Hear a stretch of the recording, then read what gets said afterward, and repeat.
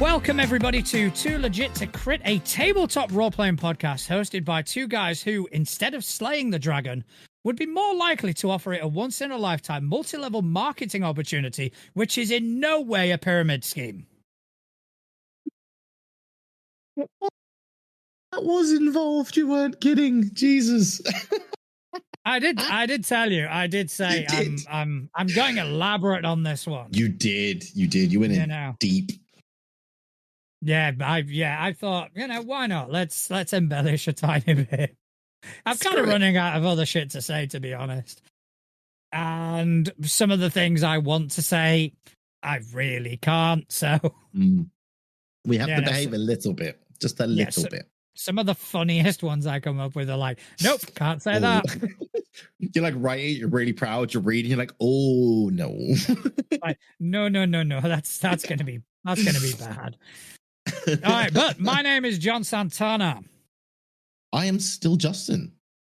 Hello, I'm still pouring myself Justin. a drink as well because I decided. The bar cream soda.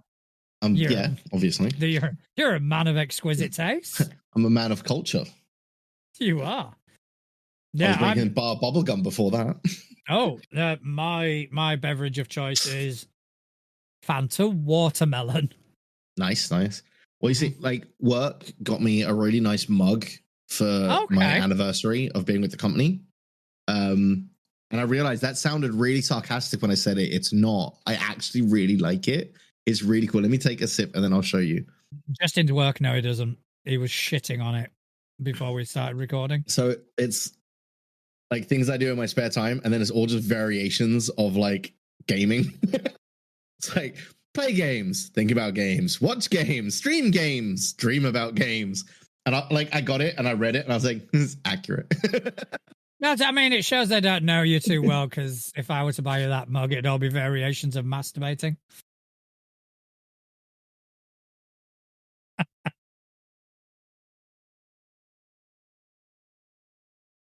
Just all variations of wanking. They bought me a work appropriate one because I can use this at work. I've decided after a conversation we had last night, I'm going to try fit in the word wanker as much as possible during this show, because apparently, people we were playing with last night like it as a word. So, it is we got to give the crowd what they want. Lots of wankers. I mean, yeah.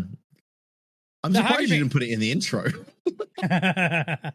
Oh, wait for next week's. So how have you been keeping, buddy? I've been good. Things have been going well. I've been playing dice again, which is great.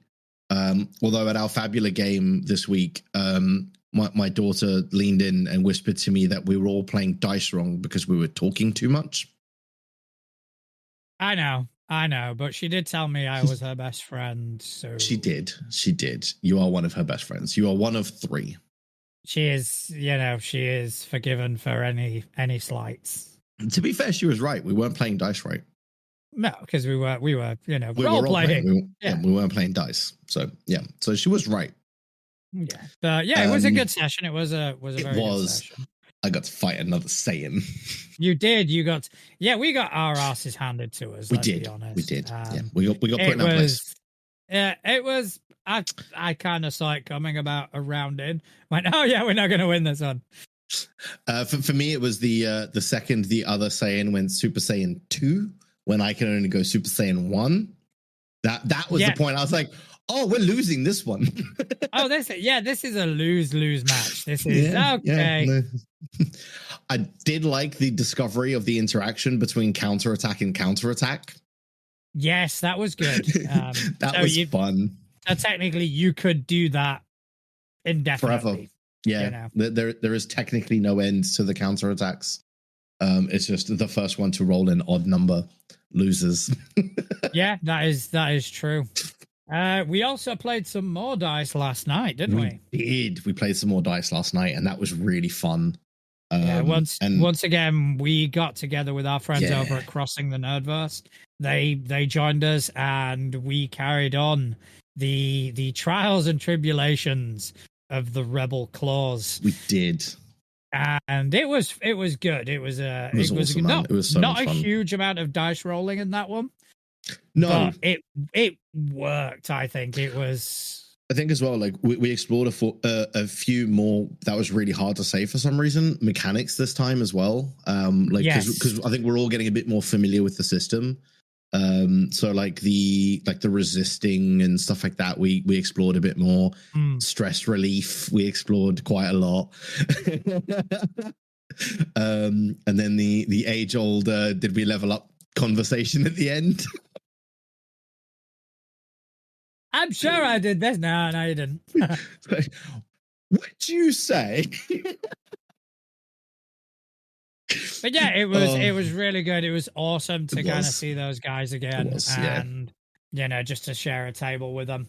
It was, they're such a good fucking bunch, man. They are, man. It was so much fun, and again, like we all kind of fell straight into our roles within the crew straight away again, which was cool. And it was just nice to have. Yeah, it was a really good fun session. And if you guys haven't listened to Crossing the Nerdverse yet, just stop listening to us. Go listen to them for a bit.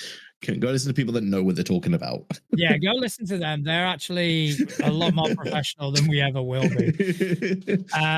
But yeah, so go check them out. Go listen to them. It was, we had such an amazing time.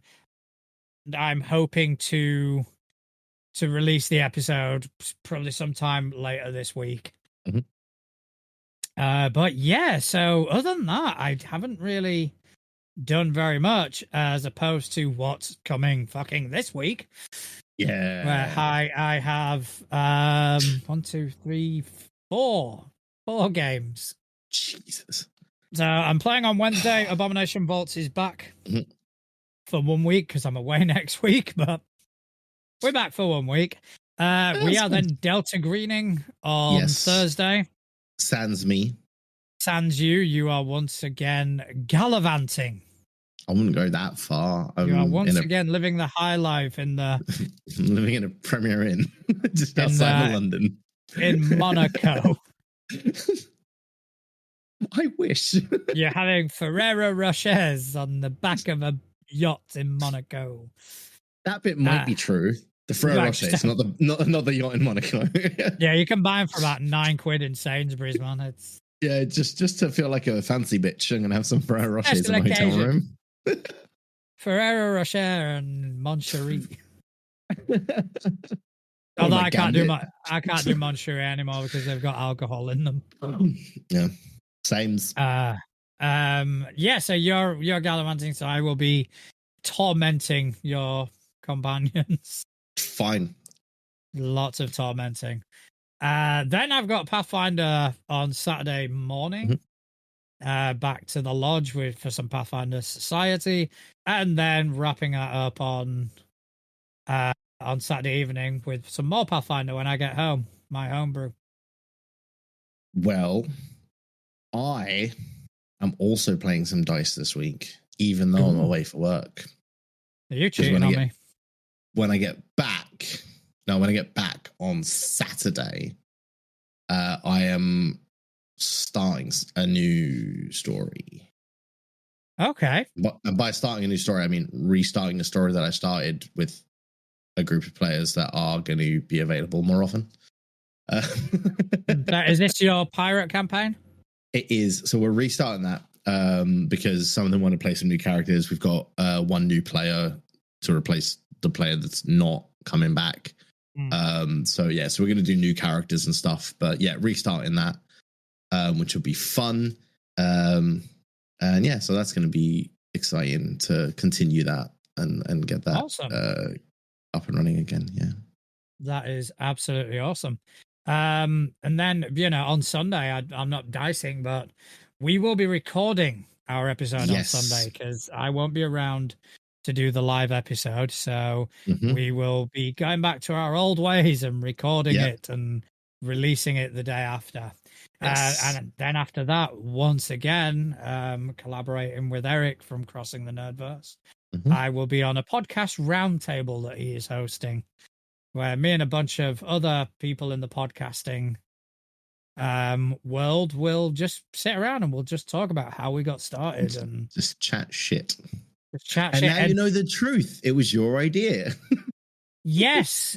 So if anybody's actually listened to the interview that I had with Matt Elfring along Casual Yelling, there was one point where I went, I can't remember whether it was Justin or I who came up with the podcast, who, you know, suggested starting it. And Justin has corrected me. It was indeed me. It was, yes. I made a joke about we should have recorded that because we spoke for ages. And then John was like, should we just do it? And I was like, yeah, fuck it, let's do it. I mean, to be honest, it does kind of make sense because I had been wanting to do something for a long time. Yeah. I just didn't know what I wanted to do. And inspired by Kevin Smith, who basically said, look, if you want to create something, create it. Yeah. Put it out. Don't put it out there for viewers, for listeners, put it out there for you. And that's kind of what I wanted to do. And, you know, you gave me the inspiration. Oh. All right. So, yeah, I've got a topic this week. Yes, you do. There's something I want to talk about. Yes. And this is something that, you know, I've seen kind of thrown around in threads from time to time. And I think it's something that we may have touched upon previously, but we really haven't kind of dived into. And I think we ought to. And so the topic is as follows, once that decides to load. So when people are, you know, rather than kind of going to new players, let's take a look at people who are already playing a system. A lot of the times when we start, we kind of go into this shell of, okay, this system for me is my system. Yeah. This is role playing. This is what I do. This is, and anything else does seem foreign, and it seems scary, and it seems, you know, it seems intimidating, and all this. So I want to see if we can actually brainstorm some advice, not only for players who want to learn new systems, but also for GMs that are helping people learn new systems. And I know this kind of touches directly at you, because you very recently have kind of branched out from, you know, your abusive relationship with Wizards of the Coast.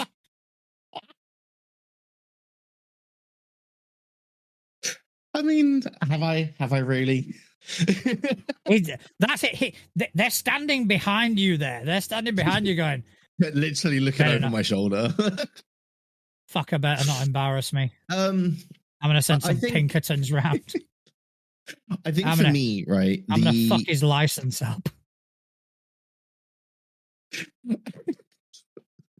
I think for me, the issue that I had learning new systems is I got so used to how we do things in 5e that I would always try in my brain to think of the 5e equivalent, right, when I was trying to learn it. And I really struggled with things that weren't D20, like that. Sorry, anything that was a D20 system, I really struggled with, because my brain would always go, that's not how it works in 5e. That's not how it works. That's not. And I think the biggest bit of advice that I could give to somebody learning new systems, like I have been doing this year, try and forget everything you know about role-playing games. And read it as if it's the first time you've picked up a book. Because you will stop comparing them, and you'll start to look at, I mean, I've now started to look at how to incorporate some of the stuff that I've learned in other systems in my 5e games. Things like the group, the group initiative in Fabula, for example. Yeah. Right, stuff like that, because I really like that. And I think there are times in 5e, like if you are doing a group thing, right? So if, for example, right, with my pirate campaign, if we're doing something for the ship, that's a group initiative role in my eyes. But I'm going to be using the Fabula mechanics for that. Whereas before, I would say, okay, well, we'll use the captain's initiative, but that doesn't make sense because there are other people on the boat, right? So I think there's a lot of, you can then start to incorporate elements into other elements of your gaming as well. So yeah, try not to compare it to what you already play would be the biggest one for me. And then, sorry, I was just going to touch on the other half quickly. Yeah. And for GMs helping people learn new systems, I would say, like we had in another system that we tried out for the first time recently, having a cheat sheet that you can either give out or just have on the other side of your DM screen so that everyone can see it, or something like that, right? Where players don't have to check with you everything that they're questioning. Yeah. Because that also does hold people back. They don't want to interrupt the flow of the game every 5 seconds to go, so armor class, how does that work again? Or because if you're coming from a system that doesn't have that, you don't want to be that guy that's holding up everyone else's fun because you've got a question. And there are people that don't like that. So having that kind of cheat sheet of, a quick help would be a good thing as well. Yeah, I mean, first of all, I kind of want to let's go take it step by step. Mm-hmm. I mean, the first thing is actually picking up a new system. That is the first thing. Actually getting the drive, because, and I know it happened to me, and I think it's probably most likely happened to you, that when you are in that bubble of a specific system, the thought of stepping outside of it is too daunting. So when I was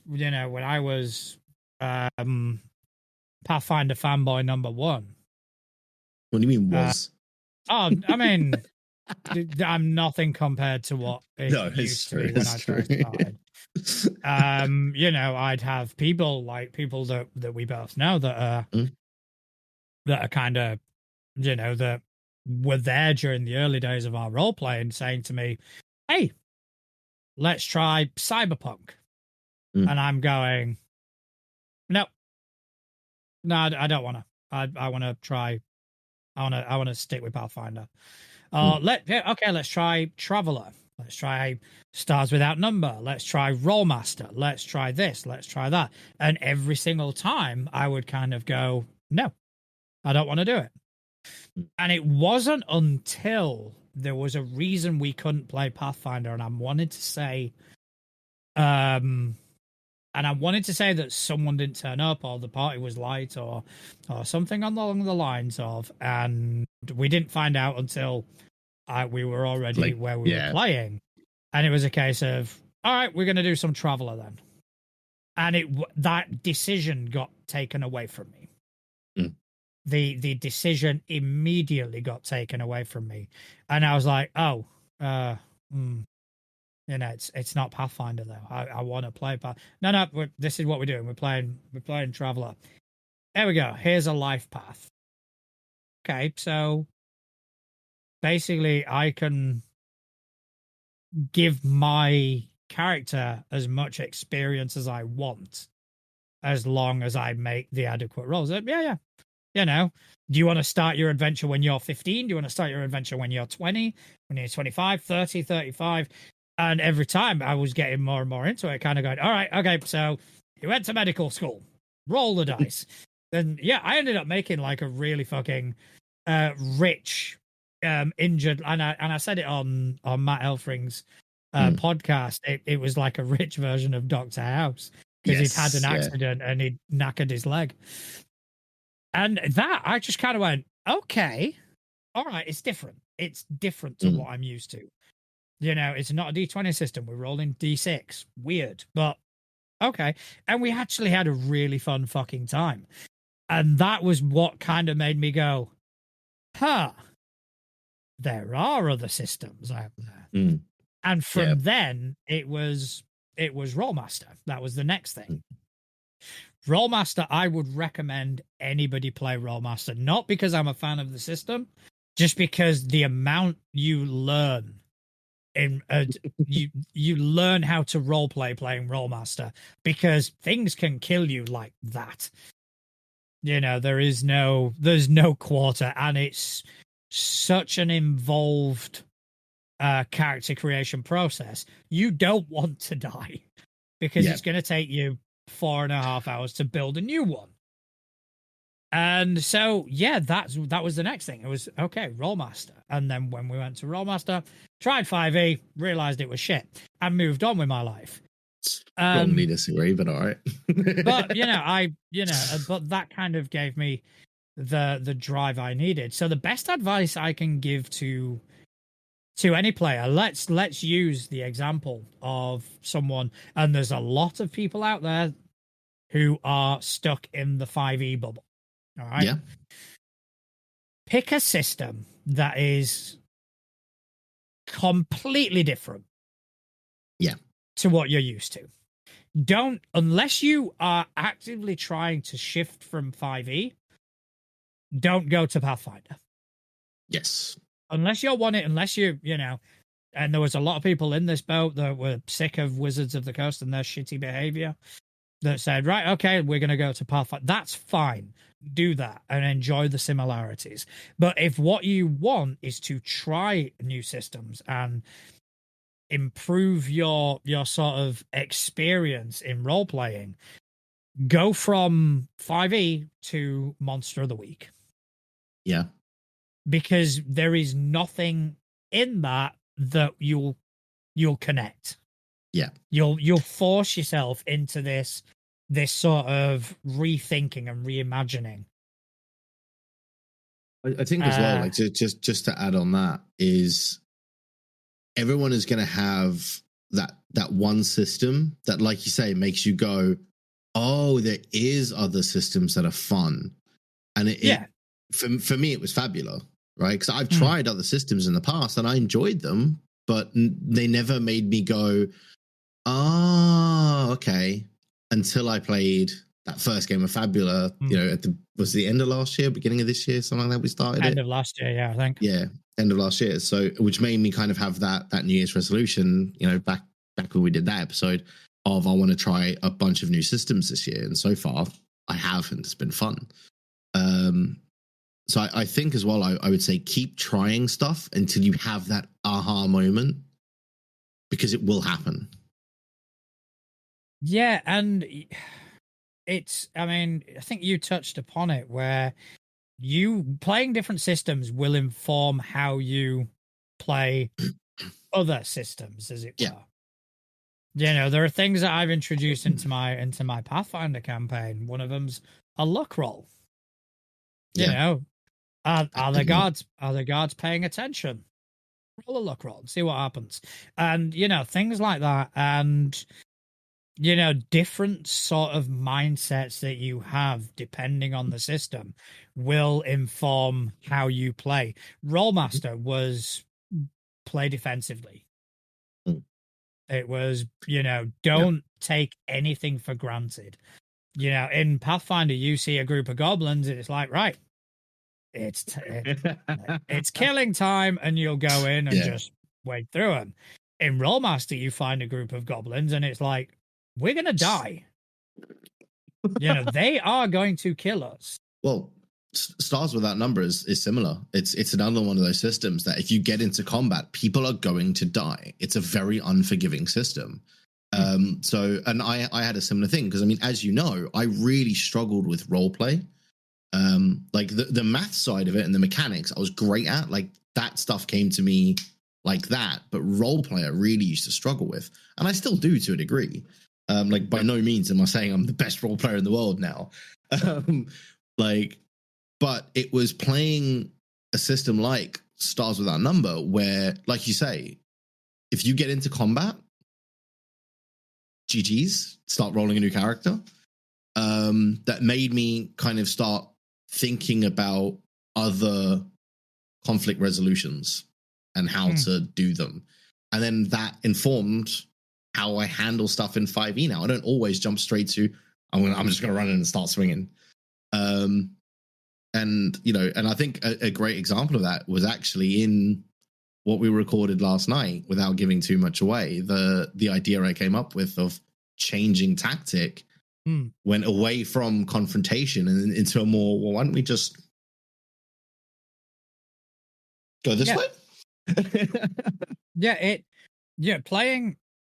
Playing different systems makes you a better role player. Yeah, absolutely. And so you don't have to kind of treat it as, okay, I'm giving this system up. And if if you're tired of one system and you want to take a break, I mean, personally, I'm tired of Pathfinder. You know, you've been playing it for like a decade at this point. Yeah, I'm getting to the point now. I'll still run the lodge.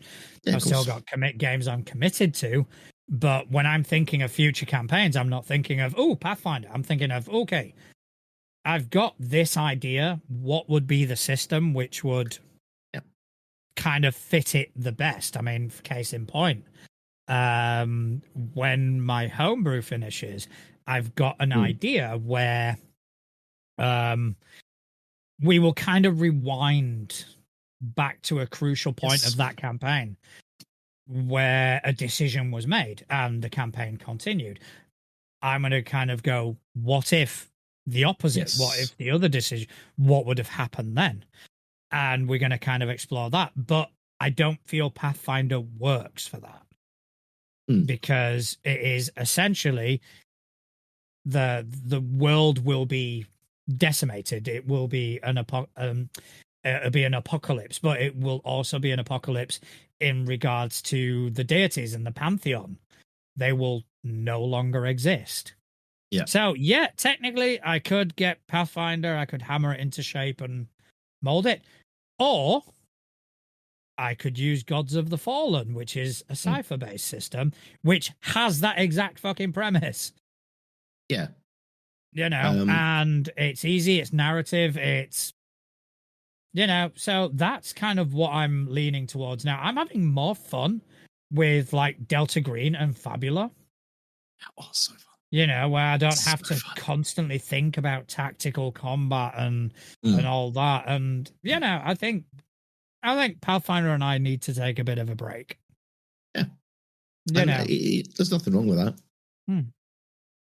And I was just gonna say, I also like with the way that Couch has kind of helped us learn Fabula, of just letting us explore the mechanics and then correcting where we need it, or the odd do you want to Fabula, or just dropping those little subtle hints along the way of you could, Yeah, can I just point out that the person who uses it's you the namesake mechanic of the fucking system is me. To be fair, and I realize by saying this, there's every chance I'm going to anger the dice gods again. I've been rolling well recently. Yeah, but you can use Fabula points to change the story. Yeah, but the story isn't generally going the way I want because I'm rolling well. Apart from that stupid Super Saiyan. Yeah, just, it's... Yeah, but yeah, I do agree. I do agree that, and every time we kind of come across a new mechanic, it's okay. Now we're doing the dungeon mechanics. Now we're doing the sort of, I can't remember the name of it, but it's a mass combat sort of mechanic. Yes, yeah. And, it's got some, Fabula does have some really interesting ideas. It does. It's got some really cool stuff, really cool mechanics. But like, for example, I'm enjoying getting into Delta Green, and I'm enjoying, because obviously I already knew how to run Delta Green, but now where we've got a regular thing, I'm getting a lot more into it, as well, getting a lot more into Blades in the Dark. And these are systems that are very different to what I'm used to. And it's just fun. It's just unadulterated fun. Not to say I don't have fun with Pathfinder anymore, but it's very different. the whole everything slows down because we're in a fight sort of thing gets to the point where it's like, here do we have to put a combat in? Can't we just narrate it? Can't we just kind of roll 2d6 and let's see what the fuck happens? Yeah. And I mean, that's the thing though. Like, you absolutely could. Yeah. What's stopping you from doing that? Because I'm always critical of people who hack systems. So like, is it hacking a system or is just speeding up something that's going to take ages that doesn't need to take that long? Like, if you're putting in an easy encounter just to be a speed bump on the way, you know they're going to wipe the floor with it. Just quickly in the chat, Couch has actually put the fabulous mechanic is the supremacy combat mechanic. Where you've basically got a tracker, and depending on how you do, that tracker moves either to in your favor or against you. Yes. And that was cool. I like that as well. And like the fact that you can like use one of those dice to help out and it shifts back towards neutral or the other way, right? Yeah, it's got really cool. Got really interesting mechanics. I mean, yeah, the games that I've kind of latched onto, like Fabula Ultima, Delta Green, Blades in the Dark, and Cypher. I think they kind of scratch most of my itches. You know, so it's always kind of good, and when I always feel really good when I kind of finish a Delta Green session, and you know, you've provided the horror, and the mechanics kind of help.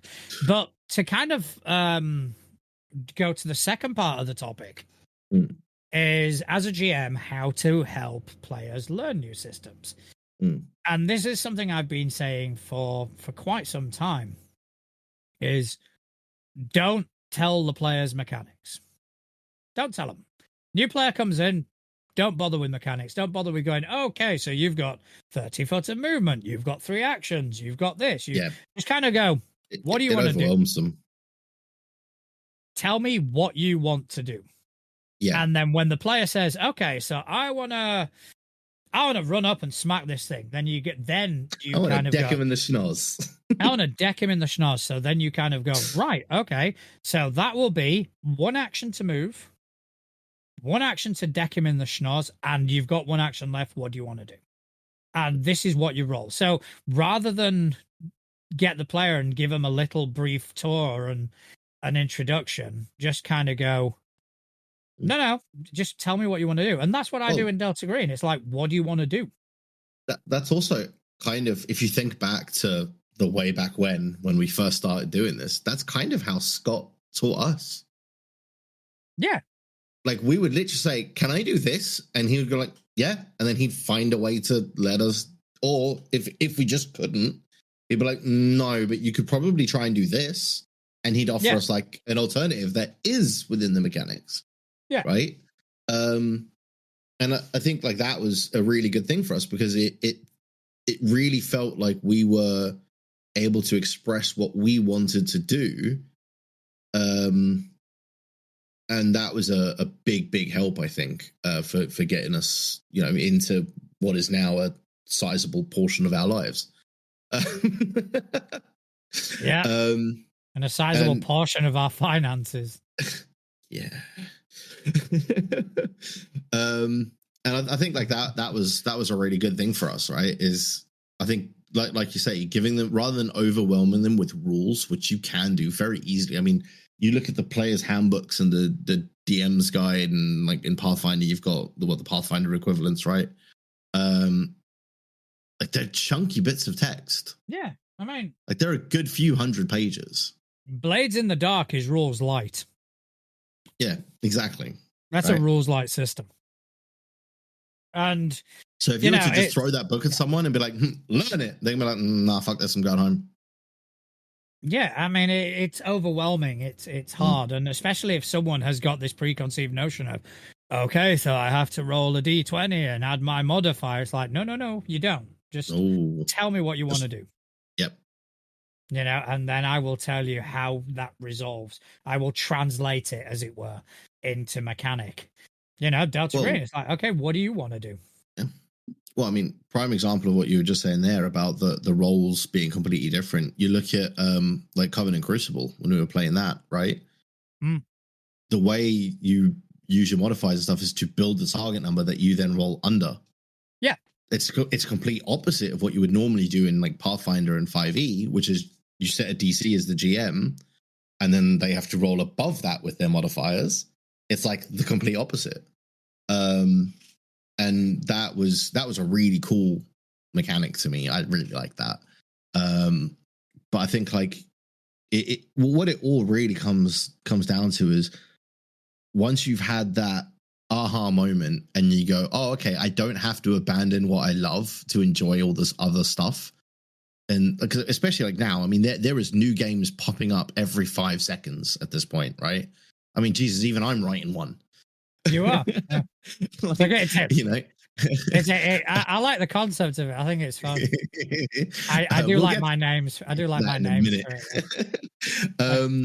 But like, you know, there are games popping up left, right, and center, and with like the game jams and stuff that we spoke about with some of our previous guests, there is literally something out there to do whatever the hell you want to do. Yeah. So just go out there and try them, and one day you'll have that. Oh shit! I can enjoy other stuff, and then it'll just open such a big world for you. And even like I've now gone back to systems I didn't enjoy and re-looked at them since like having my aha moment, and I'm looking at them now. I'm like, oh, okay, I was just playing it wrong. Yeah, I mean that's it. It's you know you come in with a mentality, and I mean because I've told you guys regarding Delta Green, you need to learn how to play it, and that isn't the mechanics side of it. No, it's the getting in the right mindset. You need to break the habits that you've got. One of the ones when you guys went, I don't think you weren't there for this. They went into essentially a crime scene, and it was like, okay, so this crime scene has been already looked over by the police and forensics and all that. Oh, can we look it over again? Like, why? No, it's like these aren't town guard. Yeah, these aren't. These are not actual forensic scientists. These are people who have the same stats as you. You aren't special, as it were, and that's something that a lot of people struggle with in Delta Green. That the fact that you're not special, you are just the same as Joe Blog NPC. Dave over there, and I think as well that was something that I struggled with a little bit as well, is coming from like, Pathfinder originally and then moving into 5e. It's all systems where from level 1, you are already superhuman, right? Yeah.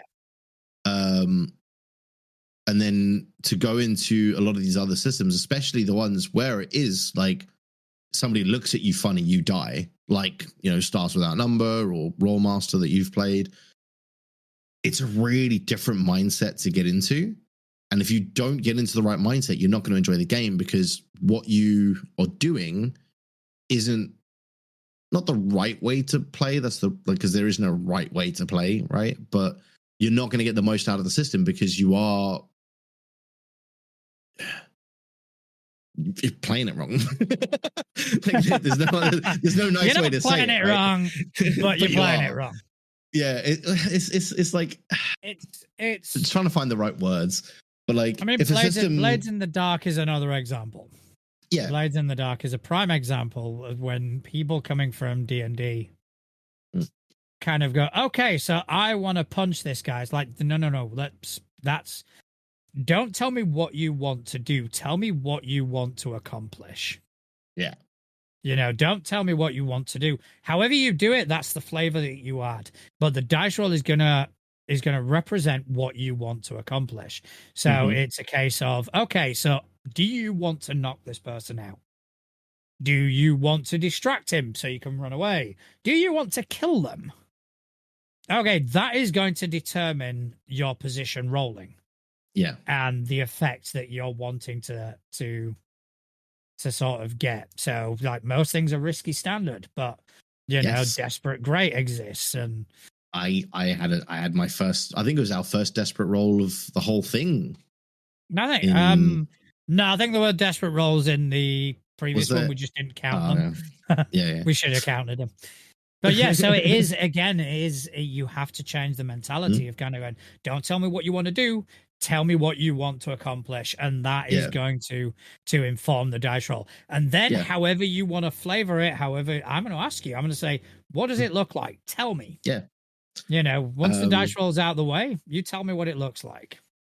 Yeah, and I think that is the key to it, right? Is you've got to change your mindset. And I think until you're in a position where you've had that, I keep going back to it, but that moment where you have that realization of you can enjoy these other systems, you're going to struggle to do that, because the minute that happens and you have that, oh, okay, so if I just change this approach and this is really fun, like I had with Fabula, then going back and looking at Stars Without Number, which at the time I enjoyed it, but I didn't find it that fun because I got a bit bored because like there was no combat. But that's not the point of the system. The combat isn't meant to be the focus like it is in your 5Es and your Pathfinders, where 90% of the mechanics are around those combat interactions.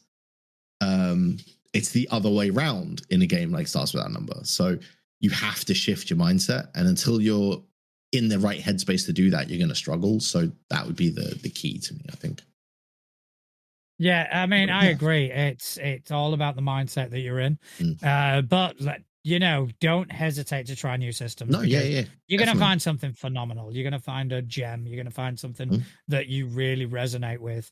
And I've kind of found that recently, where I've got these systems and I really resonate with them to the point where, Pathfinder's there. But, if right now, given a choice, if I had to say, let's pick up some dice and start playing, my first call would probably be Delta Green. My first thing would be like, okay, I'm going to play some Delta Green. Then it probably would be Blades in the Dark, then Fabula. Pathfinder's still there. I still enjoy it, but it's, I'm getting so much fun out of these other games. Yeah, I think for me, 5e is still my first choice if I was to run a game. But I think that's purely because I'm not comfortable enough in the other systems yet.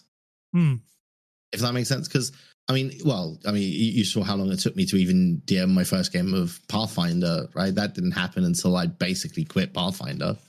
Because I've always been wanting to, I like to know everything before I tackle this element. Yeah. Because that's just the way I am, right? So I think for me, like, I would love to run a game of Fabula, but I feel like I need to get more comfortable with the system and the rules before I did that. But I would love to.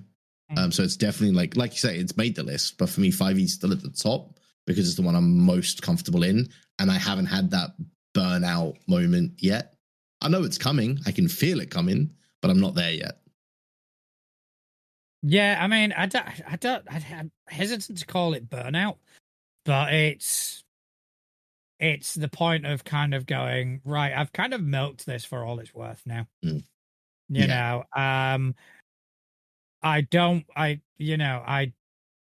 I prepare a Pathfinder game, if there's no combat in the game, I feel like there's something missing. Yeah. So you end up shoehorning in these combats. Oh, it's a random encounter. It's like, why? Whereas, I'd rather just kind of go, here's a system. This is a basic, I mean, not necessarily rules light. They can be quite complex and quite crunchy. I mean, Jesus, we saw it in Covenant Crucible. That's a crunchy system. Yeah. But fuck me, it's narrative. Ton of fun. It's fun. Yeah. You're not tied to anything. You're not tied to, oh, my character can do this. That's all I'm doing. It's a case of, all right, this is what I want to do. This is how I'm thinking I should go about it. I think as well, like the key difference with something like Coven, right, is it's not that this is what I'm good at, so this is what I do. It's this is what I'm best at, but I can still have a go at anything else. Yeah, exactly. And I think that's the key difference, right? Whereas a lot of the other stuff, like if you take something like 5e, for example, if you have like a negative dex score, the chances of you picking a lock with like a DC 15 like check it's not happening. No, like if you've got a -2 to your dex score, you've got to roll a 17 to pick that lock. Like, which kind of for me becomes a bit of a contradiction. Here you have this game where you technically can do anything, but at the same time you've got these mechanics that say no, you can't do that. Yeah. You know, and that for me is a massive contradiction. And it's as present in 5e as it is in Pathfinder. It's a case of, you know. I think it always comes back to like, I mean, we've all heard those horror stories of like, oh yeah, it was meant to be a really easy thing, but they all rolled like shit. Well, then don't make them roll. If it's meant to be a really easy, like if you said it's stupidly easy so that they succeed, don't roll. Just narrate what they do when they get there. And they're like, oh, we want to pick this lock. Cool, you pick it. Don't overcomplicate it if it means that you're going to end up sitting there going, oh, why the fuck did they all roll bad? And now my story's hit a wall because they needed to go through that door and now they can't get through the door. Like, just don't make them roll for stuff that could screw with the story. Well, anyway, I think we should kind of take a look at the notice board today. Yes. But before we do, I just want to give a little shout out to our wonderful partners who support us, who support the show. First of all, I want you guys to check out Deals of Opportunity. It's an automatic, simple, and free way to save on the tabletop role-playing games that you want. You just add your Drive-Thru RPG and Dungeon Masters Guild wish lists, and you get notified anytime a title on your list goes on sale. So you just need to set it up and save. I use it all the time. I genuinely use it all the time. With how much money everyone spends on this hobby, saving anything is always good. 10% discount there, 20% discount there. Means more systems. Means more books. Exactly, yeah. There's a book I've been keeping an eye on, and I got a message earlier today, and it's like, I've just spent money on a holiday. Click. No, I did not. I spent money on a holiday. But Deals of Opportunity did let me know it was cheaper. So, yeah, check that out. Our second partner tonight is 13th Moon Games. It is a family-run indie company out of Wyoming, USA, that created the tabletop role-playing game Covenant Crucible, which we've mentioned ad nauseum. Massive fans of it. It is a game of modern-day witchcraft. Imagine John Wick and The Last Witch Hunter had a really pretty baby. That's kind of the game that would result. So if you want to learn more, or you're interested in joining the official Discord, check them out on Instagram and message them there, 13th Moon Games, or on Patreon, 13th Moon Games. So thank you guys. Fantastic system. I love it so much. Right, notice board. Okay, notice board. We know what that means. We do know that means. I think it is time to roll for initiative. It is indeed time to roll for initiative. Okay, so today, my weapon of choice, I'm using this weird sort of crimson. It's like a very orangey crimson sort of. I've just gone standard black dice, white inking. Okay, yeah, I can see it. I can see it on the YouTube feed. Yeah. All right. Okay, then. Let's roll. Fuck. What's yours? Mine is a natural 1. I thought I'd lost for sure. I rolled a 10. Mine is a natural 1. There you go. There you go, guys. It was a natural 1. I know. Hence my nickname on Mastodon. Have you only just got that? Seriously? No, I know, but it's the first time you've rolled a natural 1 in front of me. Yeah, fair enough. I'll give you that. I've been hanging on to that joke for years. That's why I made it first. I know. Yeah, so you're up first, buddy. You are up first. I am. Tell me. I'm taking a sip of my drink, but I've got to talk. So I've chosen 2 things this week. All right. Talk to me about your 2 things. So the first one I'm going to talk about is it's a really, really cool little thing.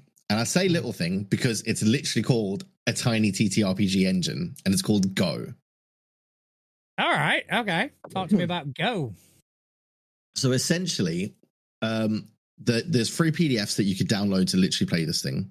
The character sheets are 3 text boxes and a heart to put your hit points in, which is, hello, my name is, my archetype is, which means I can. So it's literally supposed to put a character name, put your archetype, which you choose from a list of 4, and then you write down what your abilities are.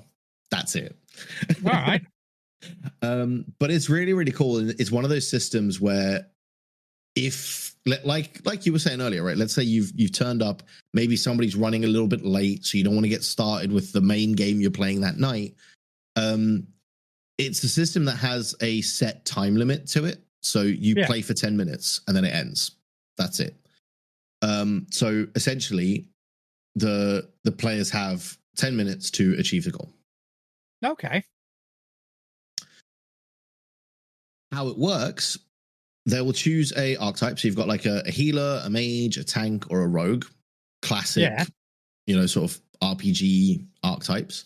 And then that gives them different abilities. So a healer, you can choose a real pal and restore 1d6 of their hit points twice each game. The mage can roll on the following table twice each game, which is like a spell, essentially. And that deals damage equal to the number you roll times 2. And then the rogue can choose a person nearby, and basically they all have their own like little abilities, right? I'm not going to go through all of them. But then like for the guide, their rule set for the person running in air quotes the game, because it's very, very quick stuff, is literally keep the following NPCs in mind. There's 3 flavors: a pushover with 6 hit points, a menace with 12, and your BBEG has 24 hit points. That's it. Should combat occur, players act first, then an NPC, and so on until you decide it's resolved. Okay. That's it. I like it. Players can attack, go, or use an ability. Go, I'm assuming, means movement. Travel a short distance, yeah. All right, okay. That's it.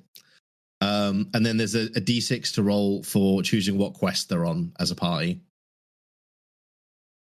That's amazing. That's the entirety of the system. Now, what's really cool is they've got different like pre-designed spreadsheets and quest lists and stuff like that for a whole bunch of different settings as well. So the one that I've just been reading is from the fantasy setting. They've also, if you download the PDF, which you can do from the website directly, they've got rules for fantasy, mystery, which I thought might tickle your pickle, science fiction, and Western, which tickled my pickle because I was looking for a way to run a Western game a little while ago. So it's really, really cool. And it is just one of those games where if people are running late and you just want to quickly just get something, get the dice going, get people thinking in that role-playing headspace, pull out, it's literally 1 sheet of paper per system, right? Yeah. And the only real difference is the flavorings for those systems, which means that using these mechanics, you could pretty much create a different setting quite easily just by populating some D6 tables. That's it. No, I like it. It's really, really cool. I like simplicity in systems. I do like, and it's something you can always build upon. That's the beauty of it. When you have a system that's overly complex, you're kind of locked in. But when it's simplicity, do whatever the fuck you want, and it's absolutely great. So where can we find this? Where? So the website that we've got for them is tabletop.itch.io/go. Cool. So we'll put a link to that in the thingy on the YouTube and whatnot. But yeah, it's really, really cool. And it's just awesome. And I read it and I was like, this is awesome. And I fell in love with it a little bit. So I've got all the PDFs and I'm going to be running some stuff in it very soon, I'm sure. Cool. That does sound awesome. I'm looking forward to you running something and me being a player. Pain in your ass. We'll see. All right. So, one of the things I've got this week is a podcast. Ooh. All right. And this one is called Galactic Pursuits, Shadows of the Force. Right. So with that name, you can probably guess there's a Star Wars theme. I was going to say that sounds a little bit Star Warsy. We like Star Warses. We do like the Star Warses. All right. So this was submitted by Judah Lag. And he is, if I'm not mistaken, he is the GM of this. So, right, here's the concept, and I think you're going to get a kick out of this. It is a group of players divided in two, right? Right. 3 of them play Jedis. Right. 4 of them play bounty hunters. Oh. All right. And so essentially what it is during the sort of Jedi purge, you have these Jedis that are on the run. And you've got the bounty hunters that have to capture them. And if that wasn't fucking awesome enough, here's the kicker, right? The Jedis are level 7. Mm-hmm. Okay. But they've got no weapons. They've got no gear. They've got no money. The bounty hunters are level 4. Right. They have gear. They have money. They have weapons.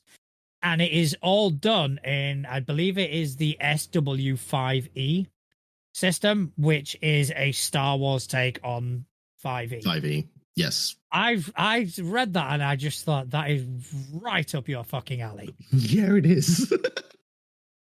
That's awesome. So the episodes are divided in 2, literally every episode. You get half the episode where you see it from the Jedi's perspective, and then you get half the episode when you see it from the bounty hunters. That's so cool. And it's such a good concept. I mean, unfortunately, I don't have a massive amount of time to listen to podcasts that are submitted, but holy shit, this one is definitely. Yeah. I might have to try find some time for this. Yeah, that sounds so cool. I love that. Yeah, I mean, it does. It sounds really fucking interesting, and it's always I think it's a staple of system of sort of game world design, when you kind of go, what if we had 2 parties? What if we had, and it's always the sort of thing that I've always kind of gone, seems a bit done. It seems a bit too much. There's going to be I'm going to have to invest a lot of time and a lot of, well, essentially sort of running resources. 2 campaigns, right? Yeah. But these guys are actually doing it. That's the beauty of it. That's awesome. That's so cool. The amount of times that we've gone, oh, this would be cool. We run one party as the villains and one party as the thing. They don't know each other, and all of a sudden. But yeah, these guys are actually fucking doing it. That's so cool. So yeah, it was submitted by Judah Lag, and it is a Galactic Pursuit, Shadow of the Force. And all I had was I think it was, it was an Acast. So it would be shows.acast.com/Galactic Pursuit Shadows of the Force, all hyphenated. So yeah, awesome. It does sound pretty cool. I did listen to a tiny bit. Sound quality is fucking crisp. I do pay attention to that. Oh yes, yeah. That's kind of why I pay attention. I'll listen to a podcast and go, well, fuck. We sound like shit. Dude, but that's the thing though. Like the amount of times that I've listened back to like our first few episodes, I'm like, oh. Yeah, when I was editing the clip show, and it was like, oh, that's rough, man. Oh, how things have changed. Yeah, I now actually add some production. Who'd have thunk it? Right. But yeah, so I did grab a second thing to chat about. Yeah. Because it caught my eye when they commented on one of our threads posts where we do, the hey, if you want us to talk about stuff, let us know. Okay. And it was basically the person that put it in and their sister make tabletop gaming accessories and stuff like that. So I wanted to take a look at that because, as you know, I like to do a fair bit of crafting-y stuff for the hobby, right? And I immediately wanted to throw away all of my stuff because, Jesus, they're better than me. That's the problem with this podcast is we constantly are confronted with people who are our billion times better than us in every fucking way. Like, yes. Well, good job we don't have self-esteem issues. But one of the things they had that was really, really cool, and kind of the reason I wanted to talk about it, was they do these gaming bundles where you get a dice bag, a dice tray, and a spell book that are all like the same design. So you can actually get like a full set for your character that looks really, really cool. And what's really cool with the spell books as well is they're designed to take like the spell cards that you can get. So like I've got like these, right, for cleric spells, right? Yeah. And you can get them for like any system, but they're designed to basically take those cards in. So rather than it being like a notebook that you've got to write down all the rules for your spells or anything like that, it's just like a book of sleeves that you could just slot these cards into and build out your spell book. And then you've got like an actual spell book for your wizard or your artificer, or insert spell book using class here, which is really, really cool. And I quite like that. And then the fact that it all kind of matches is quite cool. But then they also do some stuff that's really, really, really cool, which is they do hand-painted miniatures and busts. Yeah, I'm saying that. Yeah, I'm having a look at that now. Yeah, like you can get a horned ancient red dragon, which is just absolutely phenomenal. Like I'm gonna pop this up on the screen if I can. Holy shit! Yeah, that is fucking sweet. Yeah. Yes. Okay, that is the right. It is looking at the right screen. I mean, that dragon just looks phenomenal. And then I look at the stuff that I paint, and I'm like, I need to stop. Because it's just incredible stuff, man. It's so, so good.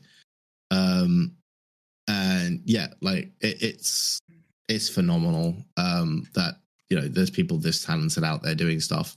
Have you seen their dice displays? I have. They're awesome. So that was actually the next thing I was going to show. Because there's one that really, really intrigued me, which was the tropical island one. Yes. So let me get the picture of that up on here as well. So it's this one here with the tropical island. So you can send your dice on a vacation. So rather than dice jail for the naughty dice, if you've got one that's rolling hot, you can send them on a nice little beach vacation. Yeah, I mean that is amazing. I like that. And yeah, they've got some really cool stuff. Yeah, they really do. They really, really do. So that's geekytendencies.com. Go check them out. Awesome stuff. And yeah, I just had to dive into that because it's great. Yeah, and also if you want to follow them, they are at geeky_tendencies on Threads. Give them a follow. Check out the other stuff that they're going to come out with, because guaranteed it's going to be phenomenal. Absolutely. I do have another podcast. Another Two podcasts. Yes. Okay, so this one was submitted by at Game Master Monday on Threads, and they told us that they've got a pretty fun podcast that plays and a new one shot in a new system that plays a new one shot in a new system with an entirely new cast every episode.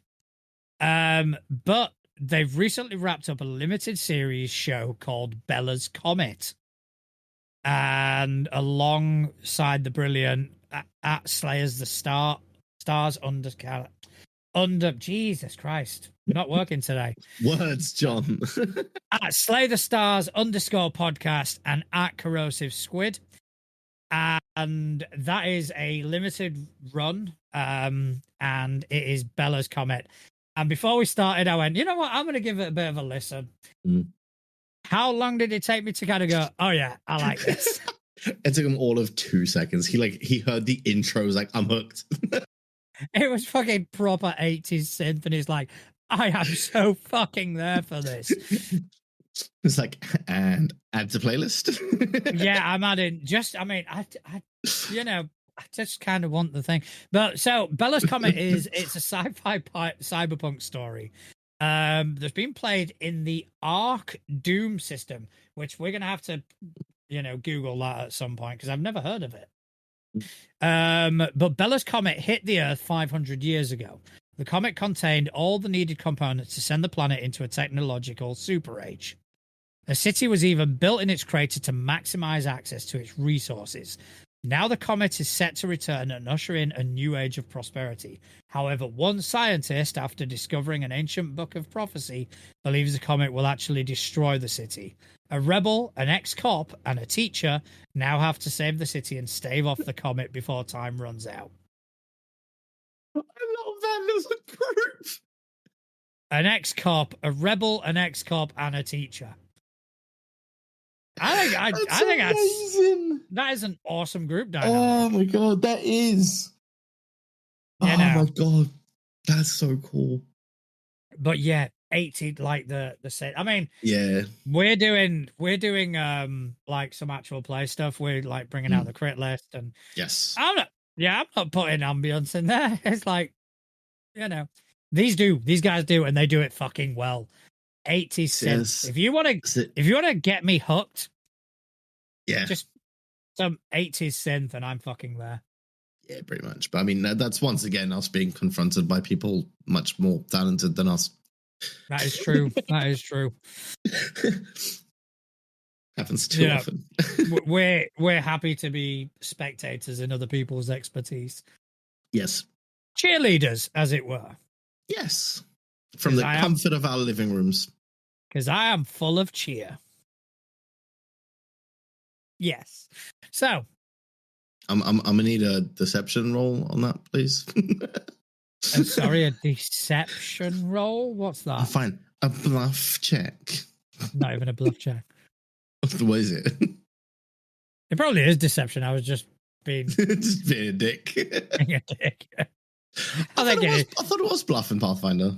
It's bluff in Pathfinder first edition. I think in second. Oh, did they change it? Well, there you go.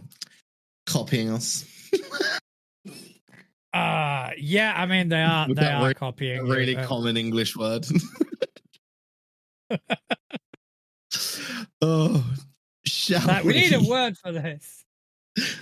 We need a word. Somebody get the dictionary. Somebody get the get a thesaurus. We've used bluff. This is second edition, damn it.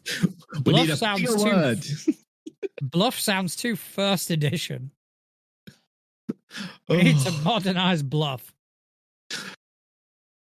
Shall we migrate to the lounge?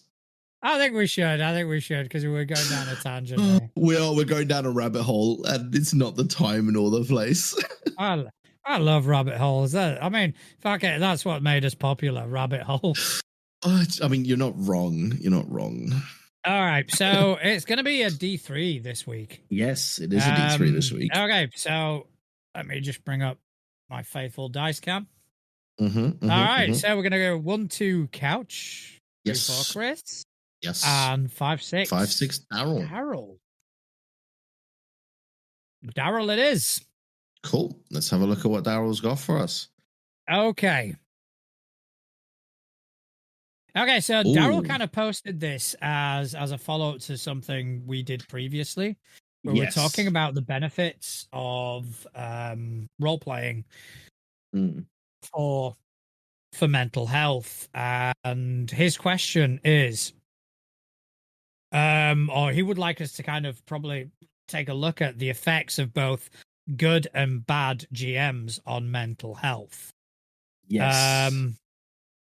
So, how do you think that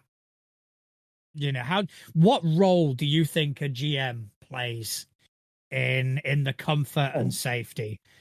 I think a massive one, right? Because when you've got a GM at the table, they are the kind of responsible body for, what happens at that table, right? So Yeah. it's that I mean, that's why some people don't want to do it, right? It is a big responsibility that you are taking on, and this is part of it. And I think if things aren't handled correctly, or if you touch on something that you maybe shouldn't have, things like that, it can cause issues. I mean, like a prime example of something that you can do to help prevent that, right, is when we started playing, I think it was the Covenant Crucible play that we did, when they found out that you and me don't drink, the first thing they said is, oh, okay, is that a problem if there's drinking in the game? Or and it's those sorts of things, right? Is having, again, what it all comes down to is something that we've said God knows how many times on this show at this point, of how important a session zero is with your players. Yeah.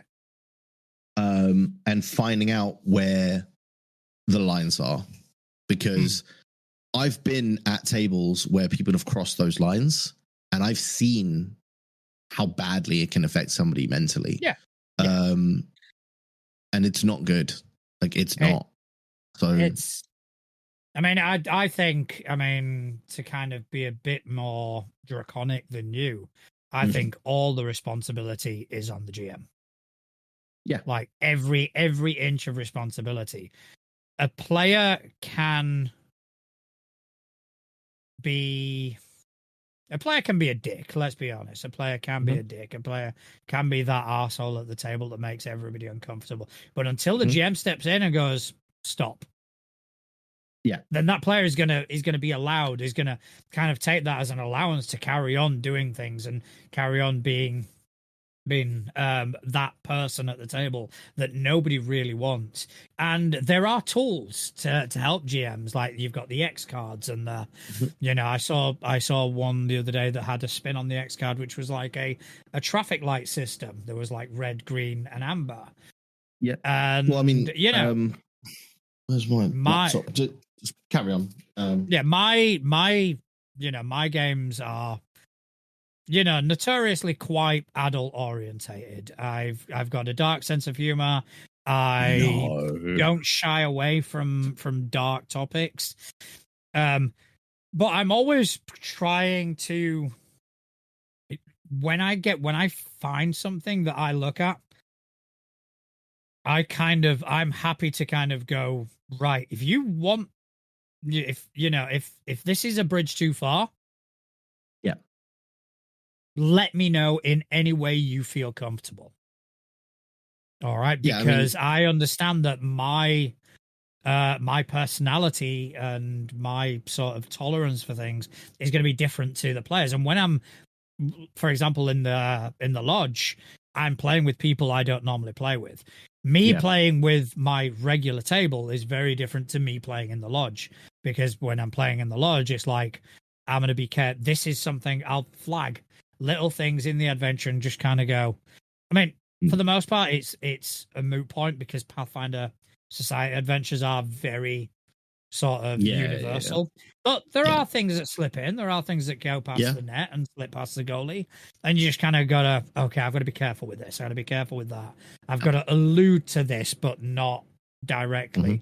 And again, I've had players in my games that are 10, 11, 12 years old. It's like, okay, so this part of the thing is getting alluded to, or I'm going to put a comedic spin on it, or something like that, to make it a fun sort of horror as opposed to existential dread. And when we started playing Delta Green, I think I surprised a lot of you when I went, these are trigger warnings, because I know this system. I know how dark, I know how twisted, and I know how much it can challenge people. In other systems like Pathfinder, I've always got that as an option. I can dial up the discomfort for added effect. Knowing the table that I'm playing with gives me a good sort of sense as to how much I can do that. But when you're playing Delta Green and it's there and it's part of the story, you have to kind of go, we are going to have to kind of go through this. Now, I need you to be honest with me.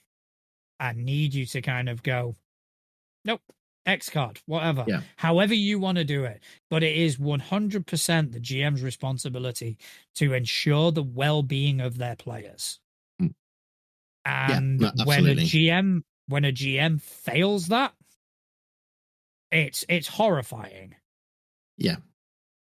No, I mean, it absolutely is. I mean, like for me, the reason I was trying to get my laptop on, because I literally in my Obsidian like workspace, I have what I call my no list, which is, it's something, again, I go through it in the session 0, and I say to my players, look, if there is anything that you do not want brought up during a campaign or anything like that, let me know. You don't have to do it now in front of everybody, right? Because some people are just too shy to put their hand up and be like, I don't really want to talk about this topic or that topic.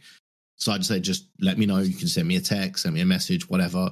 And I'll add it to my list. And whenever I'm building out, in the next part of the story, I'll regularly consult that list. And if it's on the list, I don't put it in there. Simple as that. Yeah. It's game changing, because it just means that it's not a hard thing to do.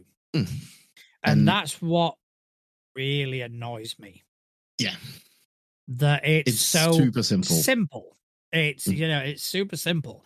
It's kind of going, are you guys okay? No. What can I do to change that? Yeah. But when, every time there's a discussion of X cards or any sort of safety device, safety mechanic, there's always a subset of people kind of going, oh, well, if you don't want to play, don't come and sit at my table.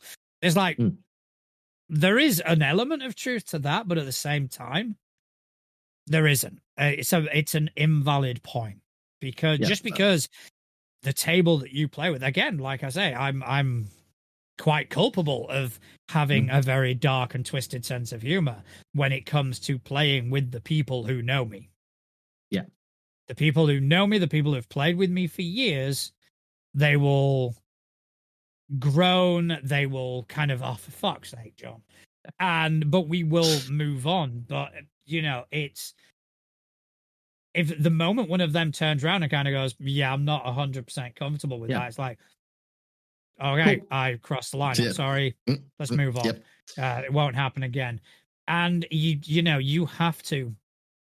It is your responsibility to make the experience as enjoyable as possible for every single person at the table. And if you don't do that, you have failed as a GM. Yeah.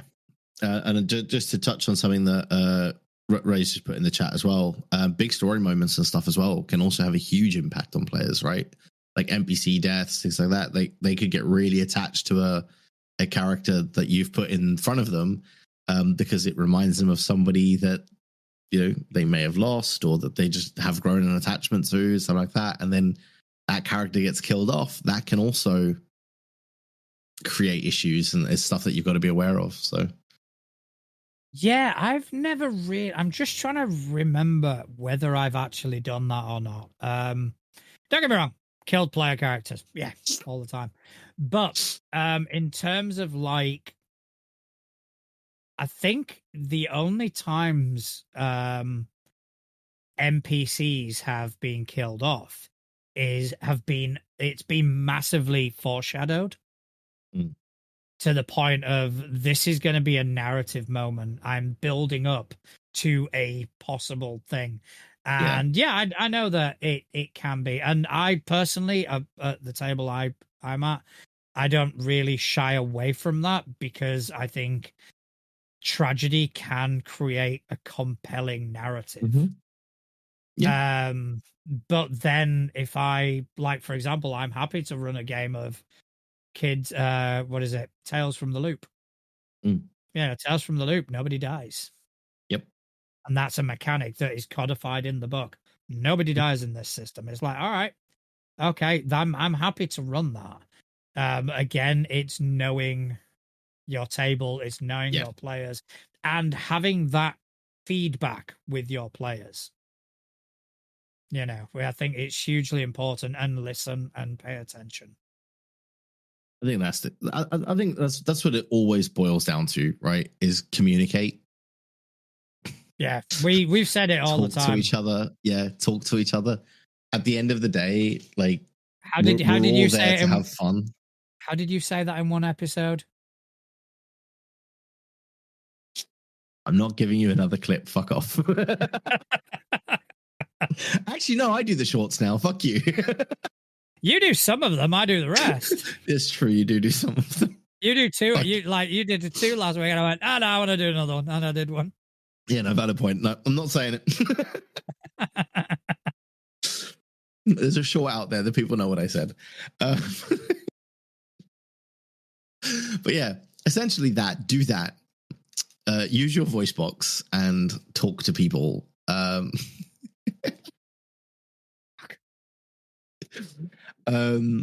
Yeah, because I mean, at the end of the day, right, we're all doing this to have fun. We're all doing this to enjoy ourselves, and having a good time is so good, not just for your mental health, but just for your physical health as well, right? Having an enjoyable time makes your body feel better.